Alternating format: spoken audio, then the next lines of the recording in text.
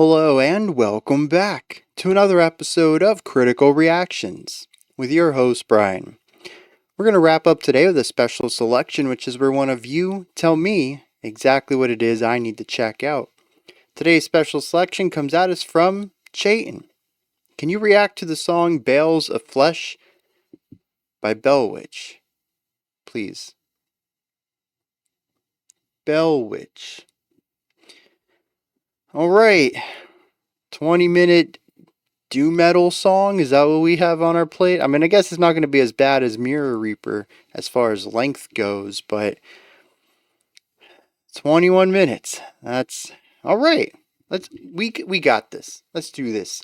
Sometimes I wonder how I get tricked into this stuff. But you know what? They did say please, and I'm a sucker for pleasantries. So let's do it. Let's check out Bales of Flesh. What a title.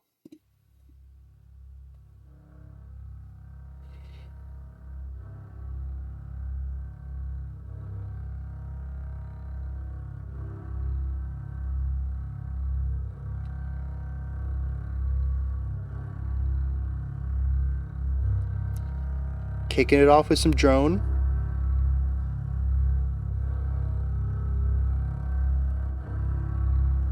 I'm curious what it is though. In a musical context, I'd say it's a cello contrabass maybe? Being bowed. But it's also just such a low rumble.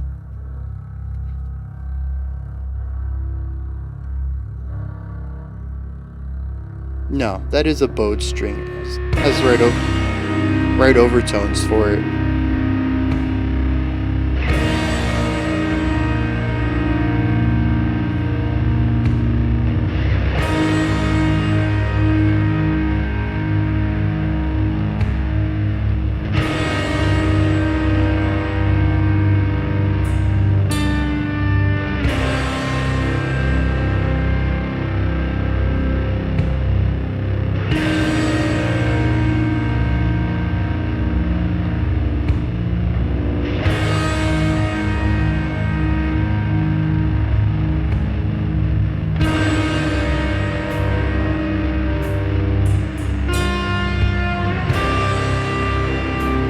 Right, looks like we're about 44, 45 beats per minute on this. Definitely on the lower ends. I'm feeling it twice as fast. 3, 4, 1, 2, 3, 4. That's quite a bit faster. That's about 90. But I have to, because otherwise, 2, 3. And that's just too slow for me to like count and feel.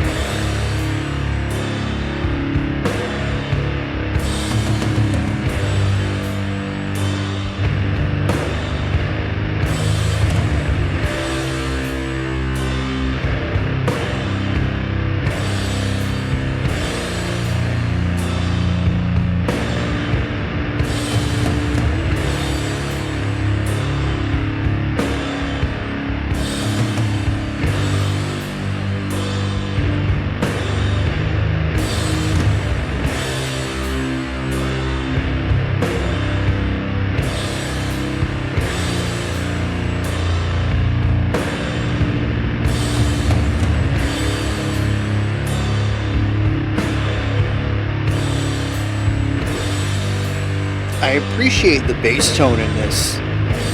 It is humongous, but clear. I'll take a clear bass tone. But the size of it also fits the atmosphere they're going for too, so I can't really discredit that either. It's used perfectly.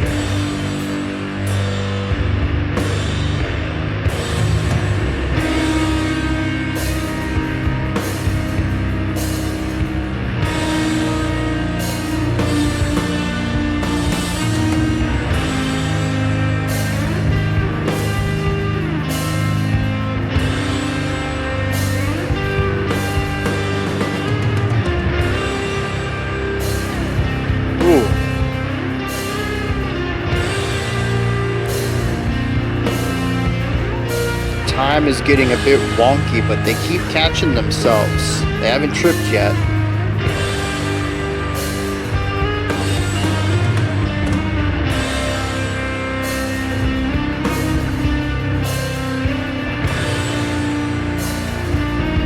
How do they go about recording this?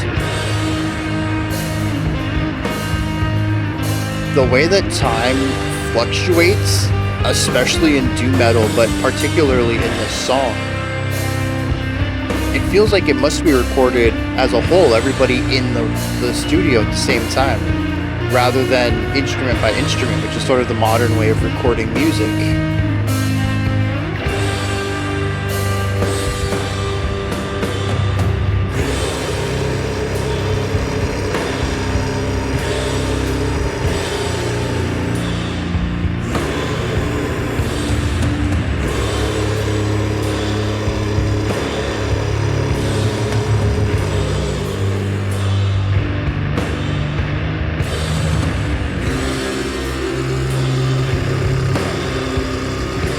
We're literally slowing down, and I feel like it's the drummer dragging everyone back.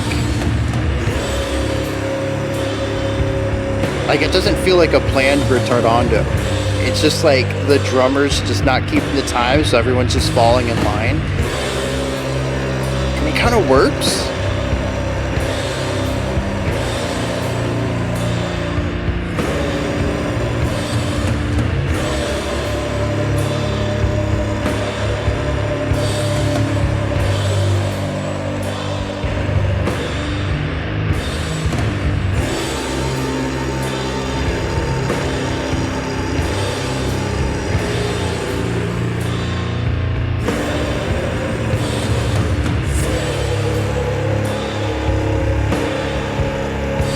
There's interesting higher pitched overtones on that harsh growling.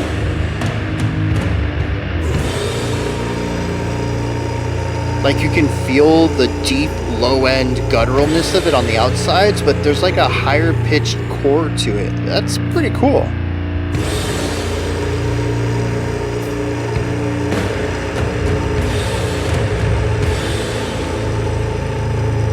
It almost sounds double tracked, like, nah, see, I don't know, that fade sounded unified, like it was one vocal.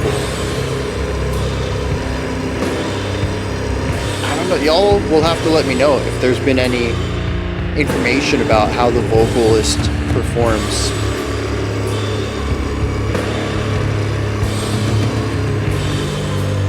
Yeah, that duality, man, it's very haunting.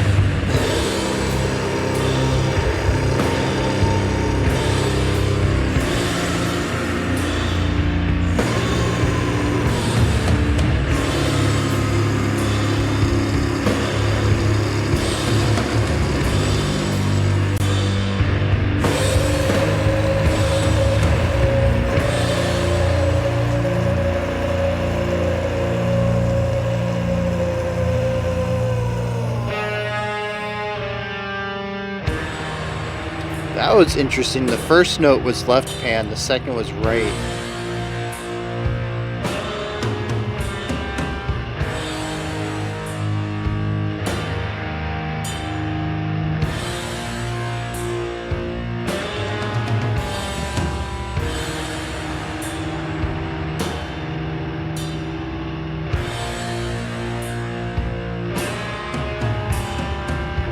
They really like that movement too. We saw quite a bit of that rhythm in the first section too. 3, 4, 1. So we go on beats 3 and 4 as the like the moving idea to then resolve onto beat 1 and hit the next chord.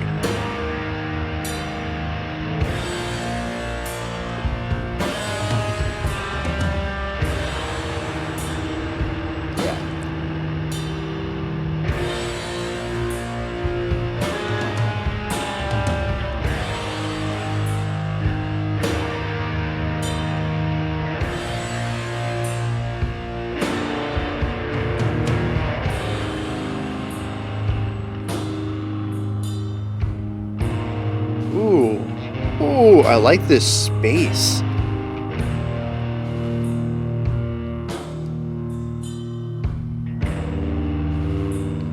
those very soft ghost note rolls on the snare.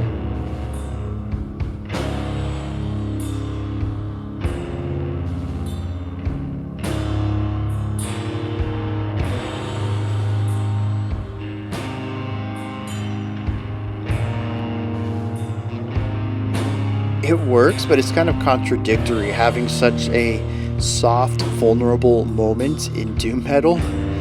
But they find a way to make it work, even with the size of these guitars. It's not like they went acoustic for this, you know?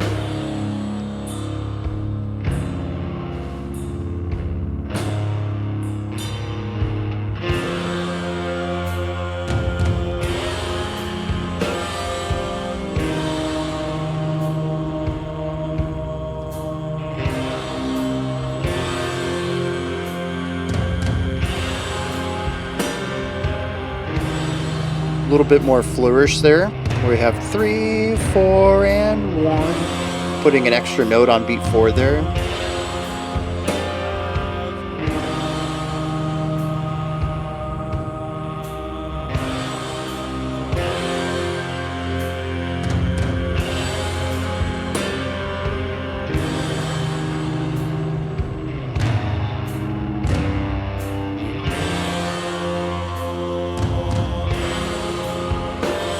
I think there's even a grace note at the beginning of the beat 3 hit sometimes where we kind of slide into the pitch.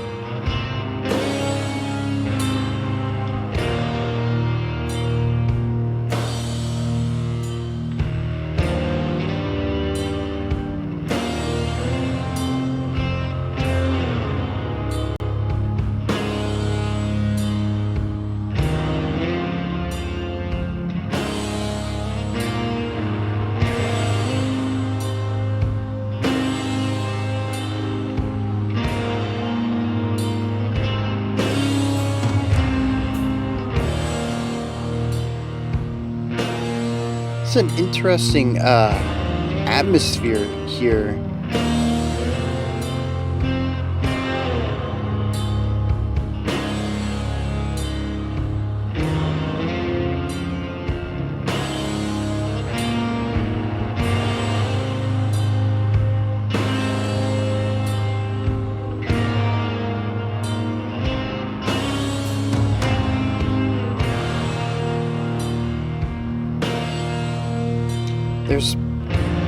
I can't place it. There's a type of positivity in this that I haven't really heard much in this song. It's been a really heavy, dreary track, and while this isn't bubblegum sweet either, it's hopeful.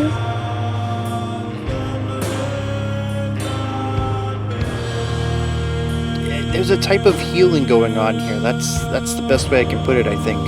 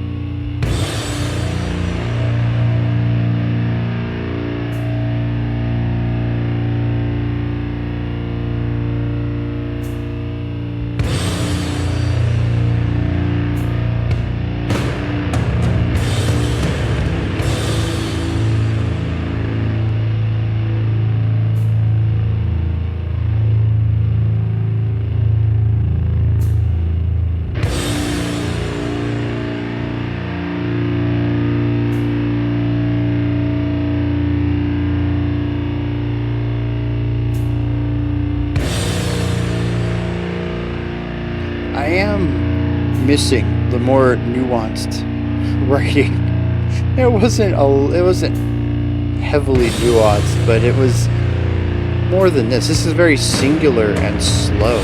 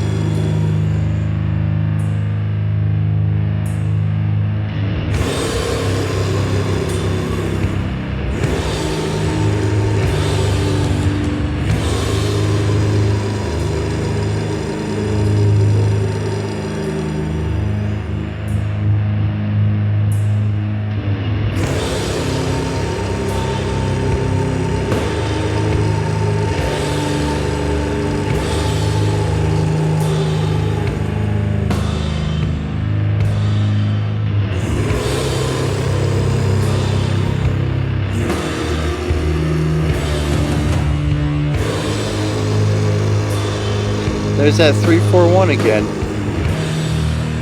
I wonder if that showed up a lot in Mirror Reaper as well, or if that's something that's more specific to this track than just a general observation of their style of writing.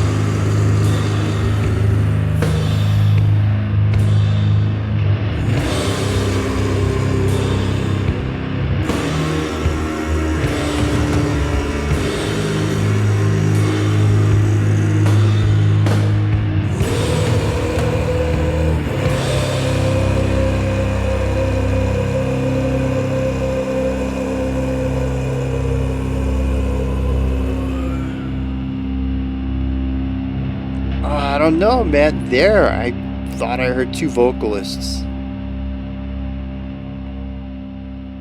Y'all have to let me know. There's parts in there where it felt like the overtone was part of the growl, and other points where it felt like they were two different vocals overlaid. Alright, so this song, the more I thought about it, I was like, dude, I don't know if this is going to be a long analysis. I hope that's okay. There's 3 riffs to this track. That's it. 21 minutes. Well, I guess technically there's 4 riffs if you want to divvy up the middle part. at like minute 8 or whatever, when we took things down a notch, there was a slightly different guitar riff that took us into the clean vocal section that ran us through the rest of that middle section. Being generous, 4 riffs. Okay? For 21 minutes of music. There are slight variations on these riffs throughout, as I noticed and pointed out even in that second section when I pointed out the 3-4-1, the do do do. We had some variation on that a little bit afterwards where we would slide into that beat 3 note. We had a do do do do. We did eighth notes on that beat 4 idea, and we also did 16th notes on there a couple of times, like do do do do do. So there's some slight variation to the ideas, but the general foundation of the riff doesn't really change much. The notes shift with the chord progressions, but that's about it. It's not like we're getting different melodies. It's not like we're changing this up. It's still a 3-4-1 idea. Just where we go to 1 changes from bar to bar as we're going to shift chords. And so, like, on a technical level, this is just not a song I can really talk too much about. Um, the one thing is the vocals. That's a technical element that I have questions about. When he growls, I can hear this low end rumble. For sure, that's a core part of it. But at the center of it, I can hear this higher ranged harsh too. Like an overtone, like a howling on top of this growl. It sounds really cool. It matches the atmosphere they're going for perfectly. I'm just not sure how it's being done, and I'd love some clarification on that. If the dude is just doing that naturally, the way that he creates all this white noise in his throat and the way that it bounces, the sound waves bounce around before being projected out, sure. I mean, different people's body shapes and the shaping of the throat and the mouth, and even like where you place your tongue is going to affect how harsh vocals are, because it alters the way that the sound waves are bouncing around and clashing with each other. Could you create some higher resonant frequencies off of that? Sure. I believe that's possible. I don't know. But there at the end, I was like, man, actually it sounds like two different. So I don't know.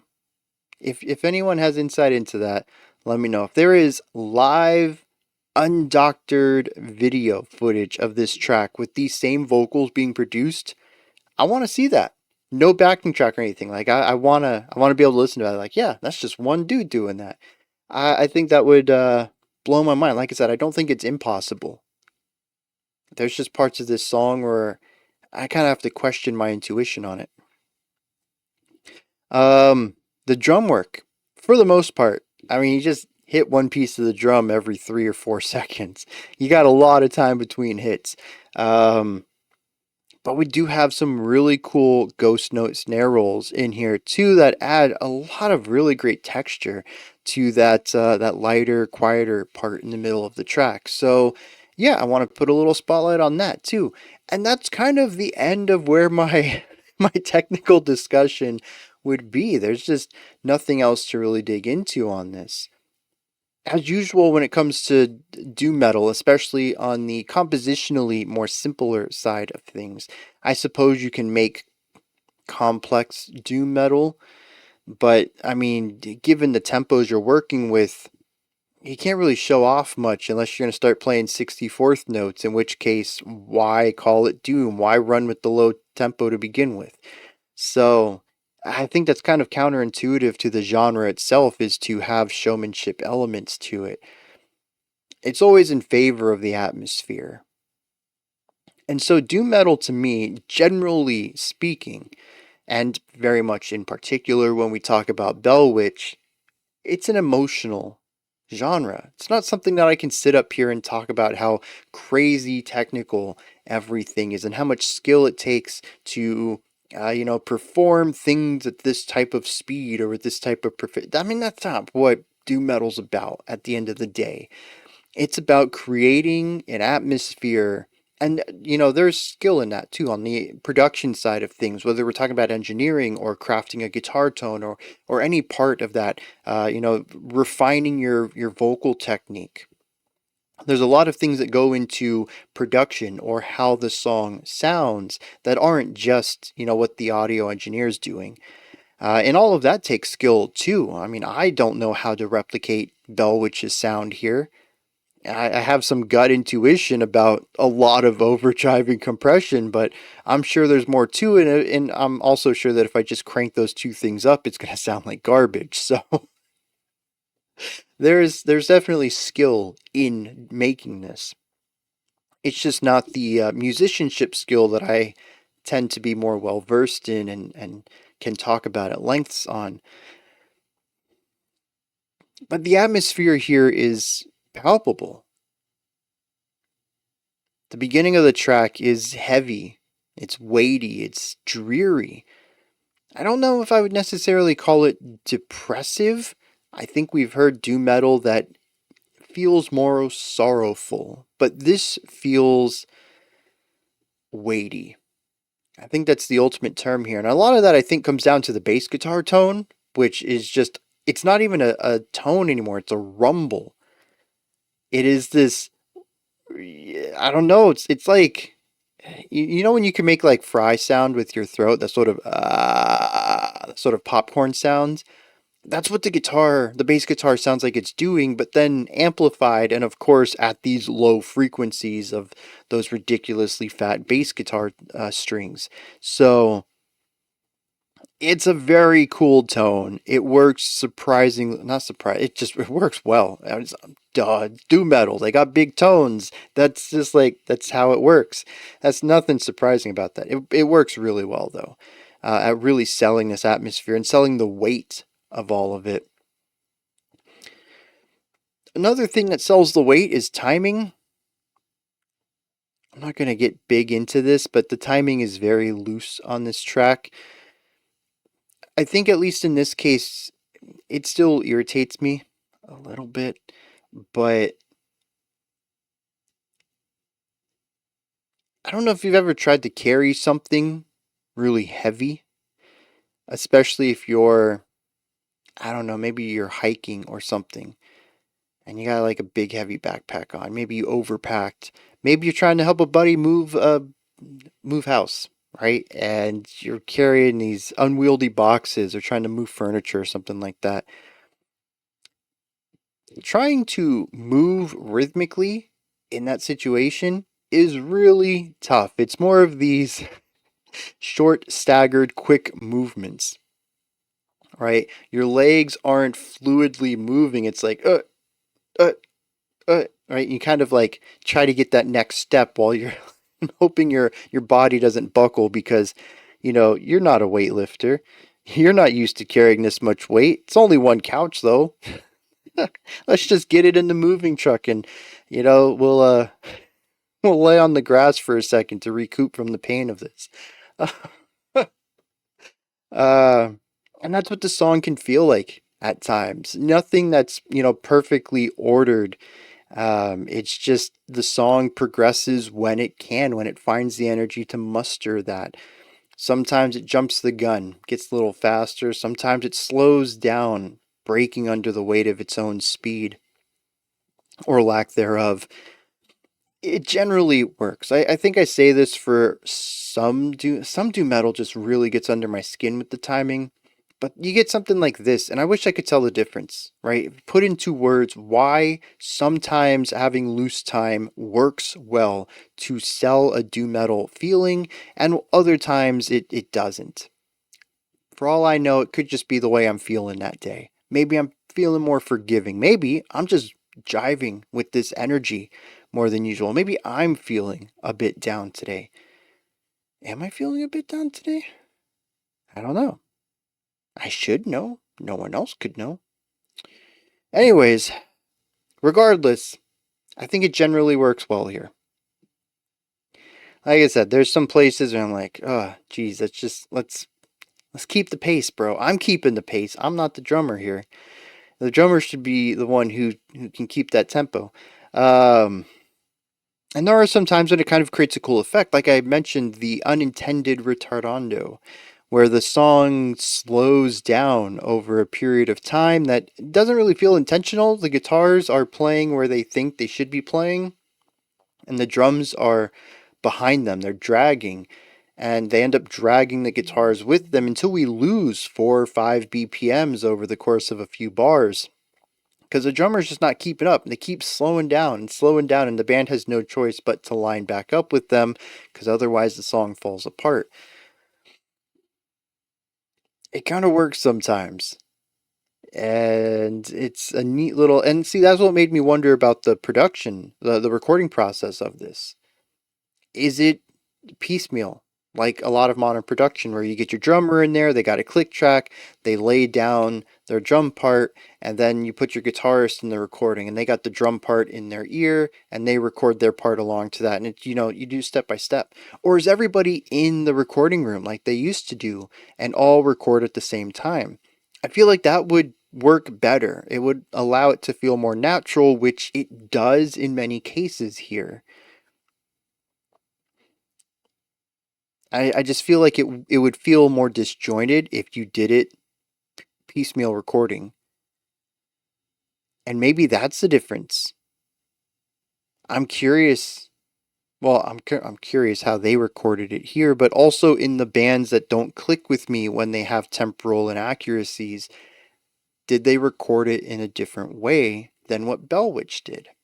How much weight does the recording process have in the palatability of temporal inaccuracy? I don't know. I've never thought about that before. Bellwitch, you make me think about weird things. Sentences like that should never be spoken, and yet here I have said those words.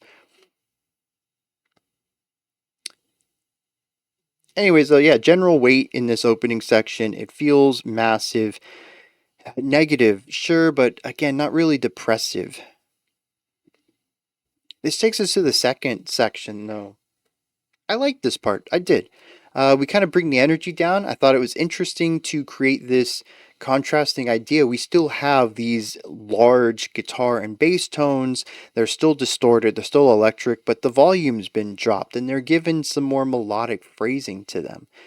It feels like something any other band would have switched to acoustic for, and they just chose not to. And having the quiet, large tones is a interesting thing. It feels wrong to me, but this section ends up feeling very right too. I think a lot of that comes down to the vocals too, switching to clean vocals. I have no idea what's being sung here. I don't even know if it was words. Could have just been random syllables for all I know. But the harmonies, the melodies, the reverb on the vocals, it almost felt very chanting like. I think it works well. It creates something that feels like a prayer of sorts, which I think accompanies that hopefulness that I felt in the music.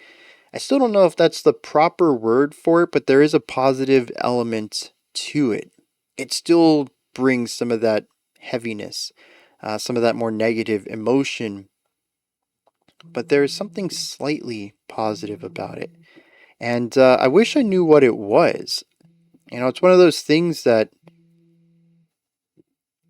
you know, I'm listening to it. I'm like, what's being expressed here? I can feel it, but I can't name it. Now, for better or worse, I really enjoyed this part of the song. Obviously, it gets a bit repetitive. It's doom metal, right? We listened to it for a long time, and the subtle variation does help things. And I think just generally, I enjoyed the atmosphere of it. But why it might not be a great thing that I enjoyed it is that this was followed up by the most minimal writing of the track, where the previous had at least a little bit of movement to it. This one is just everybody hit beat one and then wait 2 bars, which is like 5 or 6 complete seconds, and then they all hit again.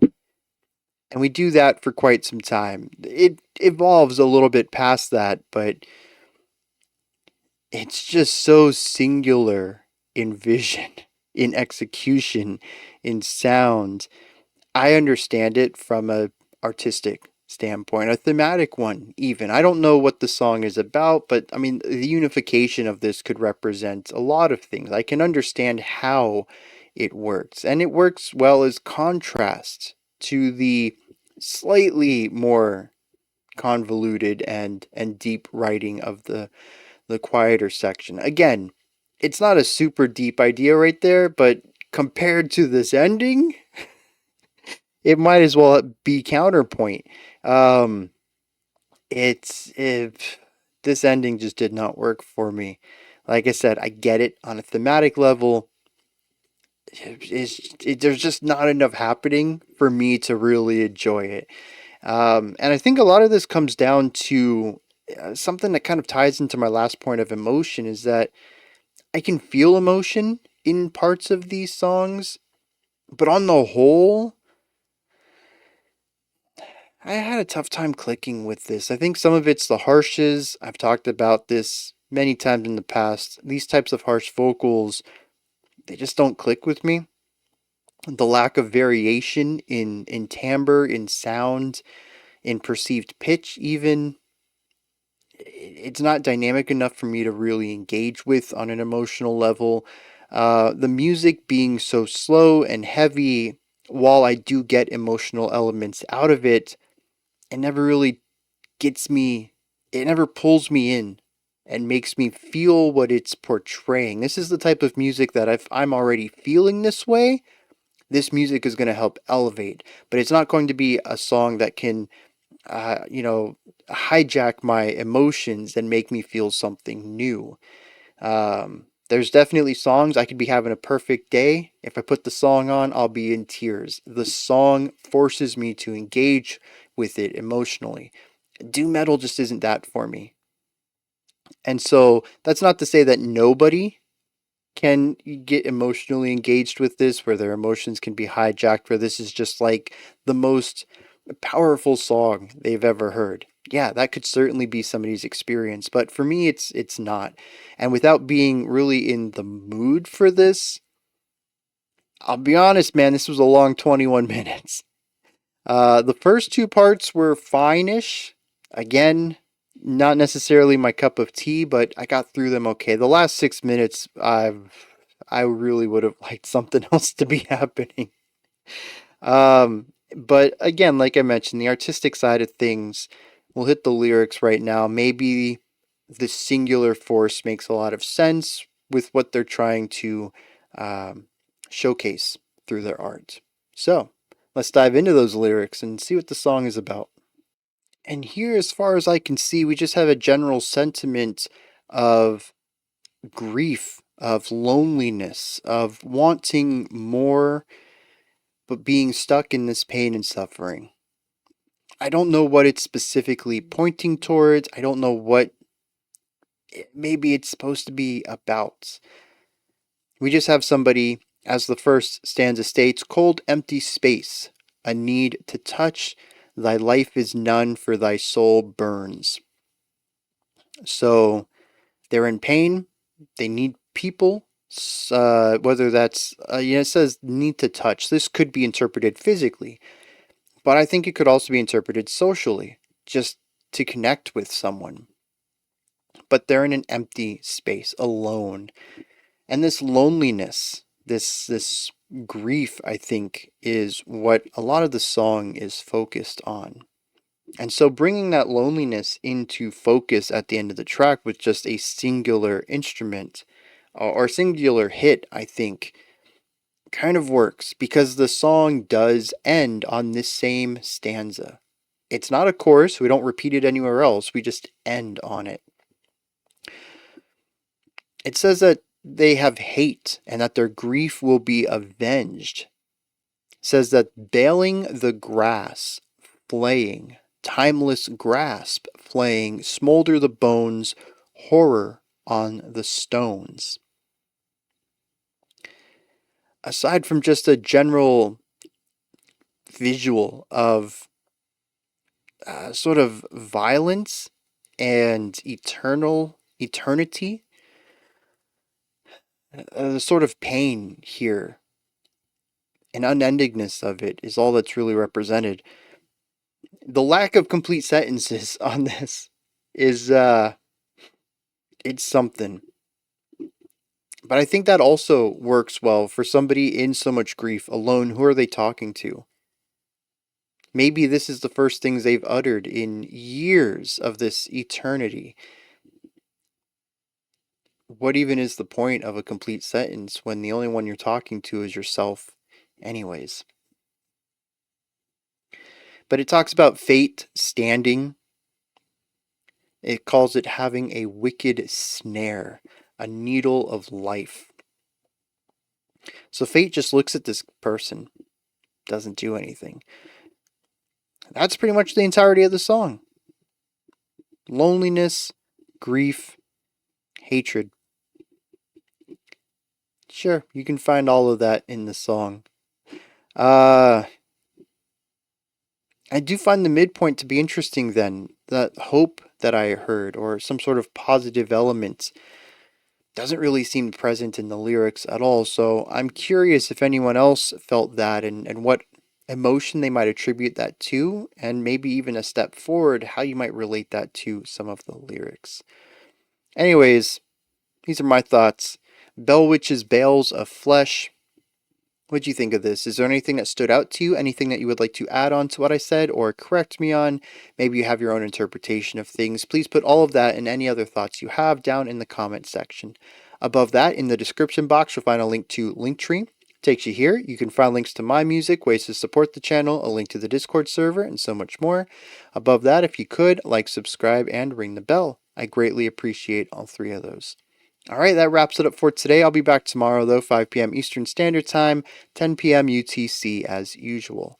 Until next time, remember to be critical, not cynical, of the music you listen to, and have a fantastic morning, afternoon, or evening, whenever you choose to watch my videos.